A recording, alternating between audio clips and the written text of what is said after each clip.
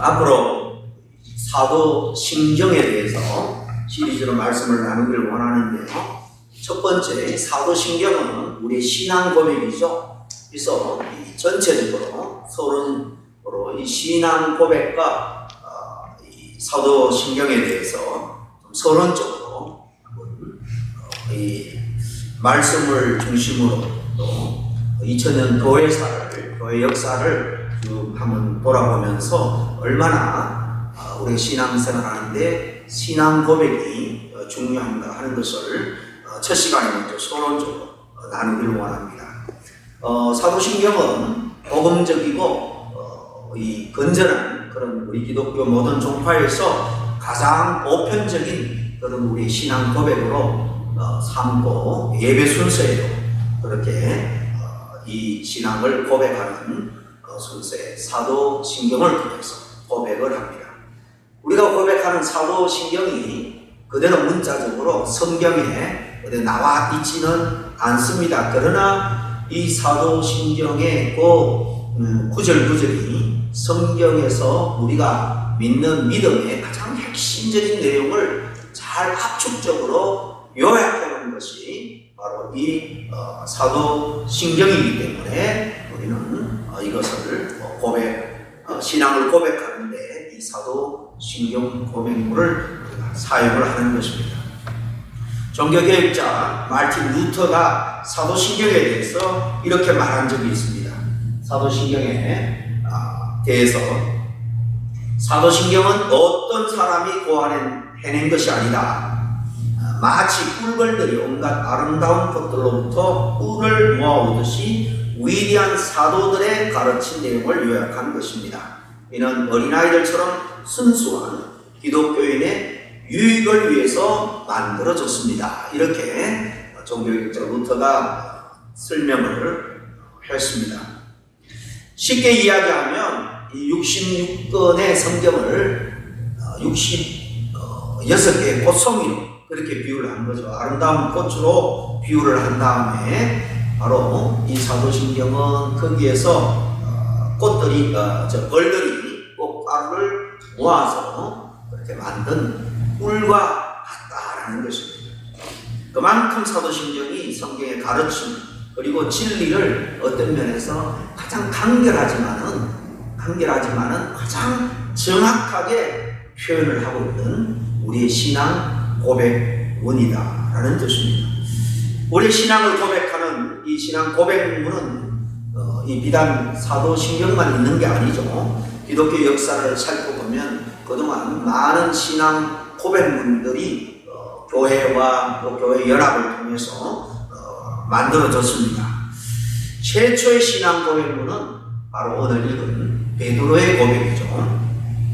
예수님이 이제 십자가가 져야 될 때가 가까웠는지 한 2년 반 정도 제자들을 데리고 다니면서 가르치고 또 친히 보여주면서 제자 훈련을 한 다음에 이쯤 되면 스승인 내가 이 제자들에게 있어서 어떤 존재인가 하는 것을 한번 확인을 할 때가 되었다라고 생각을 했는지 이 북쪽 갈릴리 북쪽 가이사라 빌립보 지역에 갔을 때에 주님께서 묻죠. 사람들이 나를 누구라고 하느냐? 먼저 그렇게 직접적으로 제자들에게 묻는 것이 아니고 제자들을 통해서 다른 사람들이 나를 누구라고 하느냐? 그랬더니만 어떤 사람은 바로 그 시대에 이미 숭배하고 없습니다만은 그 유명한 세례 요한이라고 하고 또 구약에 능력 있는 선지자 엘리야나 또 에레미야 같은 그런 선지자 중에 한 사람으로 여기는 사람들이 많습니다. 이렇게 전해줬습니다. 그건 세상 사람들의 평가고 너희들은 3년 가까이 나를 쫓으면서 보고 들었고 배우면서 나에 대해서 어떻게 생각하느냐? 나를 누구로 하느냐? 직접적으로 묻죠. 그때 베드로가 주는 그리스도요. 메시아, 구약적으로는 메시아죠. 히브리어로. 기름 부음 받은 자. 우리 조상들이 그토록 기다리고 기대했던 바로 세상의 구원자 그리스도입니다. 그리고 그리스도이면서 살아계신 하나님의 아들입니다. 이렇게 고백을 할 때 주님이 아주 흡족해 하셨습니다. 그래서 바요나 시모나, 원래 이름이 시몬이죠. 바요나라는 말은 바는 그 아들이란 말입니다. 그러니까 요나의 아들 시모나, 내가 복이 있다. 근데 이것을 내게 가르치는 것은 그 어떤 혈육이 아니라 세상 사람들에 의해서 네가 깨닫게 된 것이 아니라 하나님께서 직접 너에게 성령으로 감동감한 거다. 하늘에 계신 내 아버지다. 이렇게 말씀을 하죠. 예수님께서 이 베드로의 신앙 고백을 아주 기뻐하셔서 그 후에 너 위에 교회를 세우겠다. 내가 땅에서 매면 하늘에서도 메어지고 풀면 풀리는 역사, 그런 열쇠를 내게 주겠다. 이렇게까지 말씀을 하죠. 여기에 대해서 이 가톨릭에서는, 구교에서는 바로 베드로를 통해서 교회를 세우겠다라고 해석을 하는 것이고, 이것은 베드로의 신앙 고백을 통해서 교회를 세우는 것이기 때문에 교회는 이 베드로의 후계인 이 교황에 의해서 세워지는 것이 아니라 바로 신앙 고백자들을 통해서 세워진다. 우리 개신교는 그렇게 이해하고 믿는 거죠. 어쨌든 이 베드로는 주님의 마음에 합족한 정확한 신앙을 고백하게 되었습니다. 이것만으로 충분할 텐데 왜 그 이후에 여러 신앙 고백문들을 만들게 되었을까요? 왜 지금 대부분의 교회는 이 사도신경을 우리의 고백으로 그렇게 함께 하나님 앞에 또 세상 앞에 우리가 고백을 하고 있을까요? 이런 질문을 우리가 먼저 생각하기 전에 기독교 역사상 보편적으로 그렇게 고백되어지는 신앙 고백문, 그런 것들 중에서 아주 훌륭한 고백문들이 많은데요. 어떤 것이 있는지 간단하게 한번 살펴보겠습니다. 기독교 역사상 이 사도신경 외에 한동안 아타나시우스에 의해서 정리된 고백문이 교회 예배에 많이 또 활용되기도 했고요. 니케아 공의에서 고백문을 만들어서 오랫동안 교회에서 고백하기도 했고, 콘스탄티노플 또 종교회의에서 이 신앙 고백문을 만들어서 활용하기도 했습니다.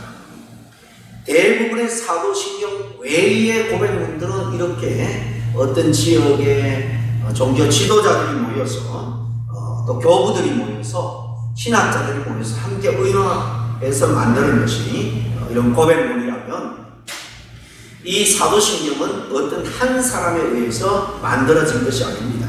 종교회의를 통해서 맨날 며칠을 머리를 싸매고 의논해서 정리하고 결정한 것이 아니고, 성경의 가르침을 가장 분명하고 핵심적으로 요약해서 교육하고 이단 사상으로부터 기독교 진리를 보호하기 위해서 사실 초대교회 때부터 하나 둘 우리가 믿는 것은 이거다 이렇게 고백한 것이 나중에 이제 온전하게 모여져 가지고 정리가 된 것이 바로 이 사도신경입니다.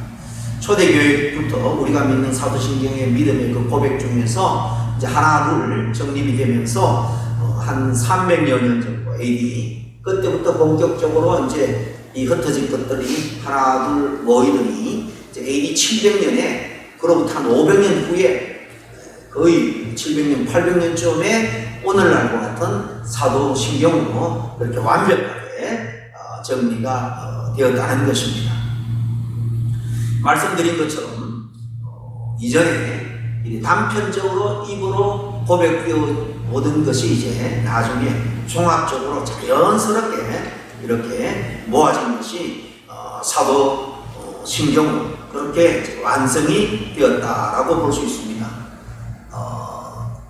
당연히 이 모든 과정에 성령께서 역사하셨기 때문에 사실 오늘날 모든 신학자들, 성경을 통달한 학자들이 사도신경을 뜯어봐도 정말 모든 우리 믿음의 핵심적인 내용은 여기에 다 포함이 되어 있다. 거의 어떤 고백문보다도 짧지만 완벽한 신앙의 내용을 담고 있다라고 다들 그렇게 고백을 합니다. 전문가들이 모여서 회의해서 이렇게 완성한 것도 아닌데 성령의 역사로 그렇게 우리에게 오늘 우리가 고백하는 고백문으로 완성되어 온 것입니다. 왜 이렇게 베드로의 신앙 고백 통해서 주님이 기뻐하셨는데 왜 다른 신앙 고백문이 필요했을까? 성경만 있으면 충분한데 왜 이렇게 고백문을 만들려고 여러 회의도 했고 또 오늘같이 사도신경이 탄생하게 되었을까? 그 필요성에 대해서 잠깐 한번 생각을 해보면요, 이제 초대교회에 우리가 아는 대로 예수님이 부활 승천하시고 제자들, 그 사도들, 바울까지 다 이제 이 세상을 떠난 다음에 이제 교회에 그들로부터 배운 것을 바로 가르칠 지도자, 사실 양성이 되지 않았습니다. 그래서 막 이단들이 성경을 예수님의 가르침, 사도들의 교훈 이런 것들을 막 좀 왜곡해서 해석을 하고 가르치고, 그래서 굉장히 복음이 교회 안에서 어지럽혀지게 되었습니다. 이 예수님의 성천은 물론이고 12제자도 바울도 이제 세상을 떠나자 교회 안에 이런 이단적인 사상으로 혼란해지자 이 복음의 진리를 사수하기 위해서 이렇게 정확한 신앙의 내용을 정리할 필요가 있었습니다. 기독교 순수 진리를 잘못된 이단으로부터 보호할 목적으로 만든 것이 사실은 신앙 고백문입니다.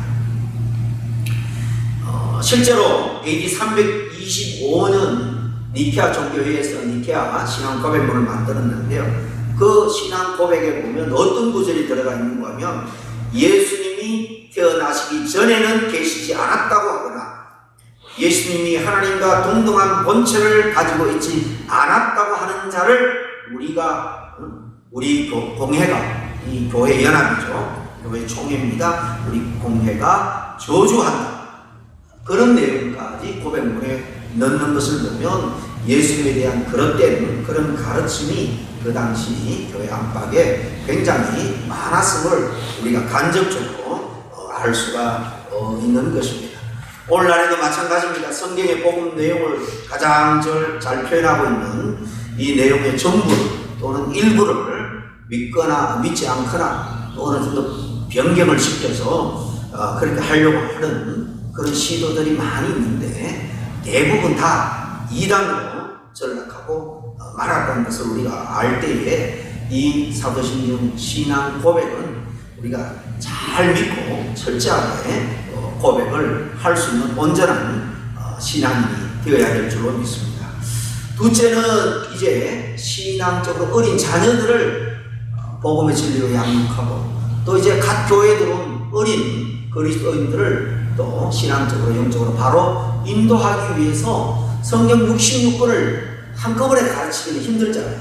그래서 엑기스만 핵심적인 부분만 모아서 그렇게 가르치고 고백시킬 필요성이 있었기 때문에 이런 짧은 신앙 고백문들이 많이 만들어졌고 그 중에 짧지만은 말씀드린 것처럼 가장 정확하고 간결하게 요약한 신앙 고백문이 바로 사도신경이다, 그렇게 말할 수 있습니다. 셋째는 이제 세례를 줄 때에 이 사람이 정말로 제대로 신앙의 내용, 믿는 내용이 정말 성경을 근거로 할 때 온전한 신앙을 갖고 있는가 확인하기 위해서, 신앙 상태를 확인하기 위해서 사실은 신앙 고백이 필요했습니다. 성경은 다 물을 수가 없으니까요. 정말 이 사람이 그래서 세례를 받을 만한 믿음이 있는지 그걸 확인하기 위해서 이렇게 간결한 그리고 정확한 신앙 고백문이 필요했다는 것입니다. 누가복음 12장 8절 이하 9절에 보면 예수님께서 누구든지 사람 앞에서 나를 시인하면 인자도 하나님의 사자들 앞에서 저를 시인할 것이고 사람 앞에서 나를 부인하는 자는 하나님의 사람들 앞에서도 또 사자들 앞에서도 부인한다, 이렇게 무슨 말씀이 나오죠. 여기 시인한다 라는 것은 고백한다 그 말입니다. 당당하게 이 신앙을 시인하고 고백할 할 때에 주님도 우리를 그렇게 인정을 해 주신다는 것입니다.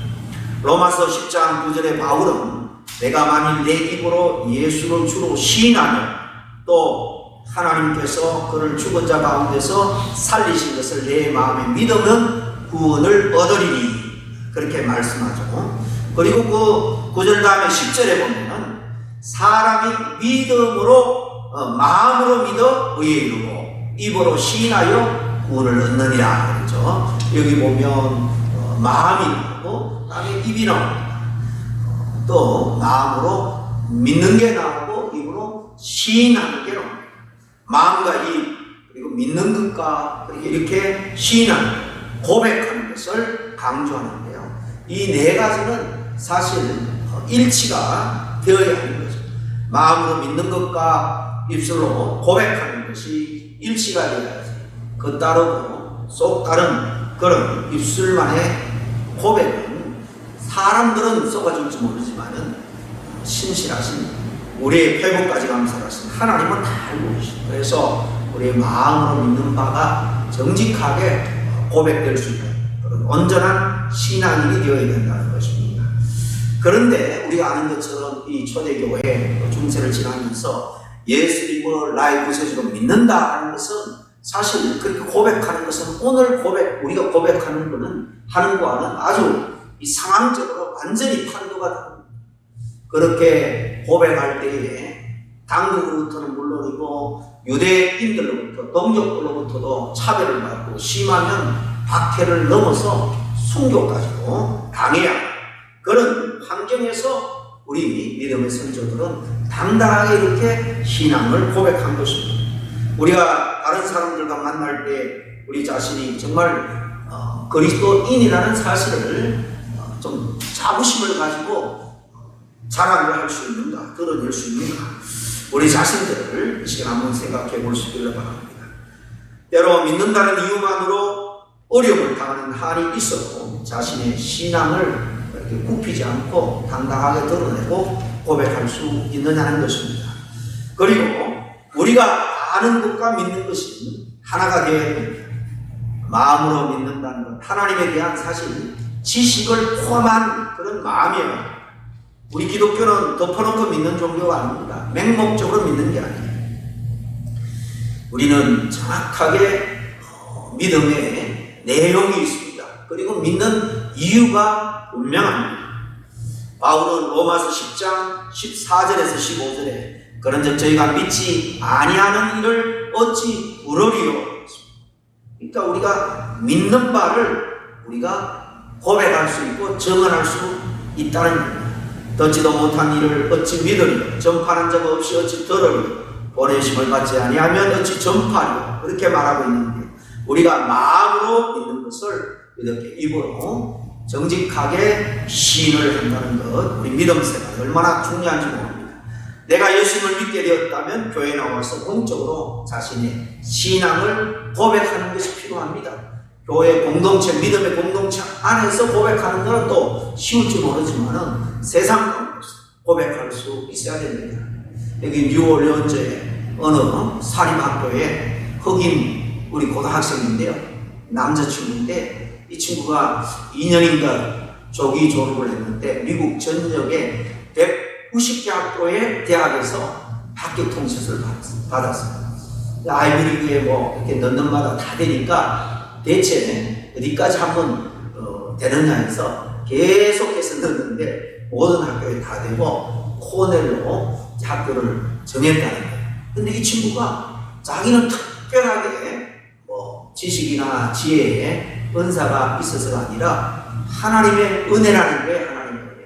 이 친구는 당당하게 하나님의 은혜를 당당하게 남들에게 고백하고 그러면서 열심히 공부도 했지만 운동도 하고 그랬는데 이렇게 좋은 학교에 대부분 아이들이 다 전면 장학생으로 합격을 했다는 겁니다.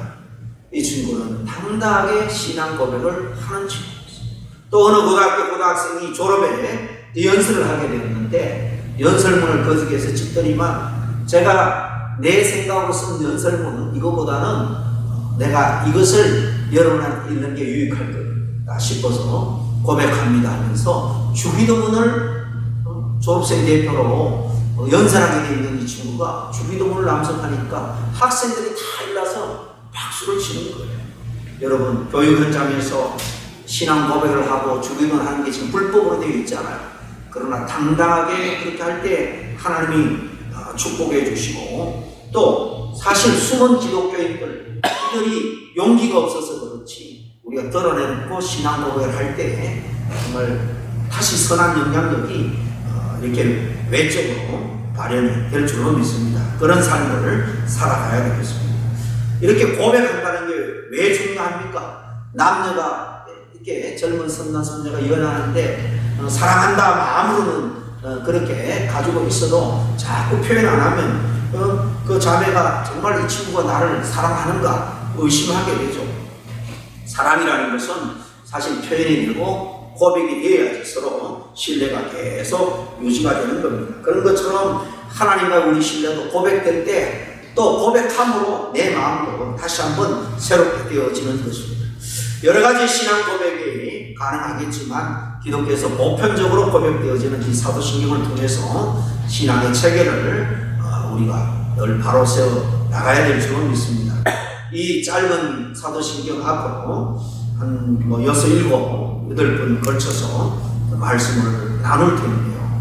여기 보면 삼위일체 하나님 처음에 어떻게 시작합니까? 전능하사, 그죠? 전능하사 천지를 만드신 하나님 아버지를 내가 믿사오니. 성부 하나님에 대해서 고백하는데 이 짧은 마디에 벌써 3가지를 고백합니다. 전능하신 하나님, 그리고 천지를 만드신 창조주 하나님, 그리고 그냥 저 3차원, 4차원 너머에 있는 그런 타자로서의 하나님이 아니라 내 아버지로서 존재하시는 그런 하나님, 벌써 3가지를 고백하죠. 성자 예수님, 또 성령 하나님, 그리고 거룩한 교회죠. 교회에 대한 고백도 나오고, 성도들의 이 코이노니아, 교통, 교제, 죄사함과 부활, 그리고 영생, 이런 중요한 신앙의 내용들이 여기에 다 담겨 있습니다. 이제 다음 주부터 본격적으로 하나씩 살펴보겠습니다. 우린 그저 주문을 외우니 사도신경을 암송해서는 안 될 줄로 믿습니다.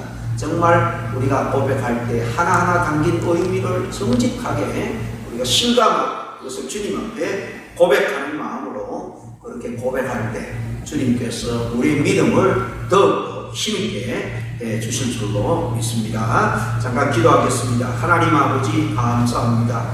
우리에게 사도신경이라는 66권의 정말 엑기스만 담아서 정말 핵심적인 믿음의 내용을 고백하며 재확인할 수 있는 귀한 고백문을 저에게 주시니 감사를 드립니다. 형식적으로 그냥 의식에 어쩔 수 없이 순서를 따라 고백했다면 이제 하나하나 내 마음 중심에서 우러나오는 고백이 되게 하여 주시옵소서. 예수님 이름으로 기도합니다.